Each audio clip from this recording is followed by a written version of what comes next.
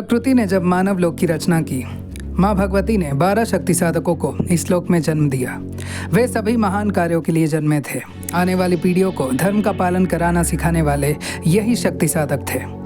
यही रहकर उन्होंने पीढ़ी पर पीढ़ी ब्रह्म ज्ञान, आत्मज्ञान, आयुर्वेद और आज जो हम ज्ञान कहते हैं वह सब हमें दिया। सूर्य की तेज रोशनी से मृत्युलोक के अंधकार को मिटाकर मानवों द्वारा किए गए पापों, भयंकर कर्मों और उनके सचित बुरे कर्मों को धोकर उन्हें धर्म और मोक्ष की ओर ले जाने वाले यही साधक थे। ये उन्हीं की कथा है।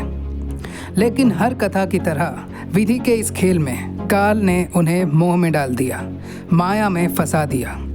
उन 12 साधकों में से 3 को मोक्ष मिला, लेकिन बाकी 9 प्रेम, मोह, ज्ञान, अहंकार, क्रोध और स्वार्थ में फंस गए। जिन्होंने दूसरों का अंधकार मिटाया था, अब वही अंधकार उनमें जगह बना चुका था।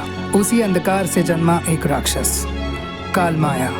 उन्हीं के अंधकार से उत्पन्न होकर इन 9 साधकों के मोक्ष के मार्ग में बाधा बन गया। अगर इन 9 को मोक्ष मिल जाए तो काल माया की शक्ति खत्म हो जाएगी, लेकिन जब तक ये मृत्युलोक में है, वह दुष्शक्ति उनकी ही शक्ति का उपयोग करके समय को अपने अधीन कर लेगी और सभी मानवों को स्वार्थ, मोह और पापों की ओर मोड़ देगी। उन्हें पुनर्जन्म के चक्र में फंसा देगी। कुछ कर नहीं पाने की स्थिति में ये 9 साधक जन्मों के पार होते हुए हमारे बीच है। कभी किसी जन्म में राजा बनकर, तो कभी महान रचनाकार बनकर ये 9 बार बार जन्म लेते रहे हैं। और एक जन्म ऐसा होगा जब ये 9 एक ही परिवार में जन्म लेंगे।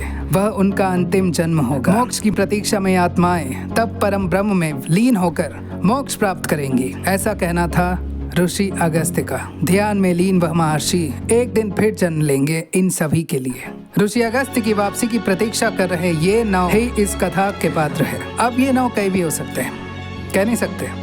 समय के साथ उनका स्वभाव भी बदला होगा। हो सकता है वे हमारे पास ही हो। अब उनकी सच्चाई केवल ऋषि अगस्त्य ही जान सकते हैं।